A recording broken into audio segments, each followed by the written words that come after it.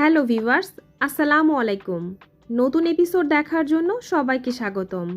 ভীষণ easy, tasty, টেক্সচারে নরম, ঘনত্বে পুরু কাস্টার্ড পাউডার দিয়ে তৈরি কাস্টার্ড পুডিংয়ের রেসিপি আজ আপনাদের সাথে শেয়ার করব। এই কাস্টার্ড পুডিং তৈরি করতে লাগবে না কোনো প্রকার ডিম, জেলাটিন, আগার পাউডার, চায়না গ্রাস অথবা কর্নফ্লাওয়ার। এগুলো ছাড়াই শুধুমাত্র অল্প কিছু উপকরণ দিয়ে অসম্ভব মজার এই পুডিংটা তৈরি করতে পারবেন অনায়াসে। একটা বাটিতে নিয়ে নিচ্ছি 150 ml লিকুইড দুধ। অ্যাড করে দিচ্ছি 4 টেবিল চামচ কাস্টার্ড পাউডার। এই দুইটি উপকরণকে খুব ভালোভাবে মিশিয়ে নিচ্ছি। আর মেশানো হয়ে গেলে এটাকে এক সাইডে রেখে দিব পরবর্তীতে ব্যবহারের জন্য। যে মোল্ডে পুডিংটা সেট করব সেখানে একটু ঘি ব্রাশ করে নিচ্ছি, এতে করে মোল্ড আউট করতে সুবিধা হবে। একটা প্যানে নিয়ে নিচ্ছি 350 ml লিকুইড দুধ।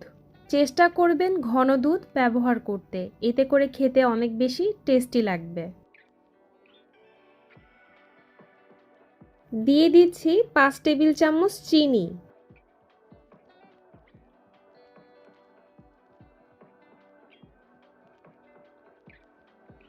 এখানে যেহেতু ঘন দুধ ব্যবহার করেছি সেহেতু খুব বেশি জাল করে ঘন করার প্রয়োজন নেই। ততক্ষণ পর্যন্ত অপেক্ষা করব যতক্ষণ না দুধটা ফুটে ওঠে।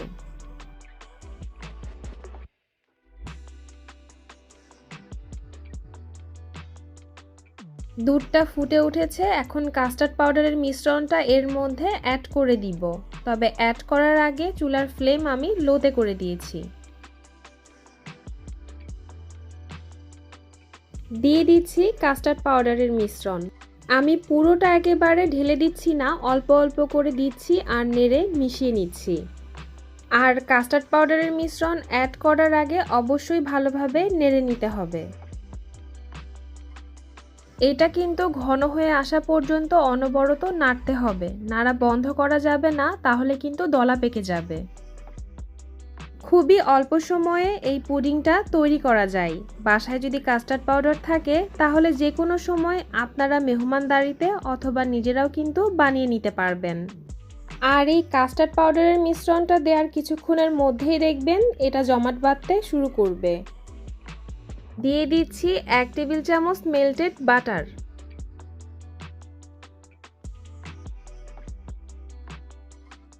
এখন চুলা থেকে নামিয়ে নিব, আর চুলা থেকে নামানোর সাথে সাথে যে বাটিতে সেট করব তার মধ্যে ঢেলে নিব। এটাকে কোনোভাবেই ঠান্ডা হতে দেওয়া যাবে না, তাহলে কিন্তু প্যানেই সেট হয়ে যাবে।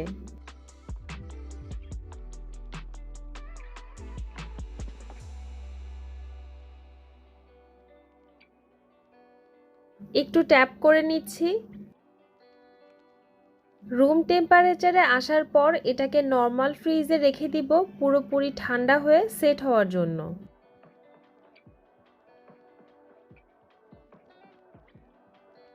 ফ্রিজ থেকে বের করার পর দেখতেই পাচ্ছেন পুরোপুরিভাবে জমে সেট হয়ে গেছে। এভাবে একটু হাত দিয়ে চারপাশ থেকে হালকা চাপ দিলে দেখবেন মোল্ড থেকে আলাদা হয়ে আসছে। ঠান্ডা ঠান্ডা এই পুডিংটা খেতে বেশ ভালো লাগে। রেসিপিটা একদম সহজ, চাইলে ট্রাই করে দেখতে পারেন। ট্রাই করে কমেন্ট করে জানাবেন আপনাদের কাছে কেমন লেগেছে। আমি আপনাদের সাথে কেটে দেখাচ্ছি ভেতরের সাইডটা কত সুন্দর পারফেক্টলি জমেছে। আশা করছি আমার আজকের এই ভিডিওটি আপনাদের কাছে ভালো লেগেছে। যদি ভিডিওটি ভালো লাগে লাইক করবেন, কমেন্ট করবেন, ফ্রেন্ডস এবং ফ্যামিলির সাথে শেয়ার করবেন। এরকম আরও সহজ মজার রেসিপি পেতে প্লিজ চ্যানেলটি সাবস্ক্রাইব করে নিয়মিত চ্যানেলের সাথেই থাকবেন। এতক্ষণ আমার ভিডিওটি দেখার জন্য সবাইকে অসংখ্য ধন্যবাদ জানিয়ে আজকের মতো বিদায় নিচ্ছি। সবাই ভালো থাকবেন, সুস্থ থাকবেন। Take care. আল্লাহ হাফেজ।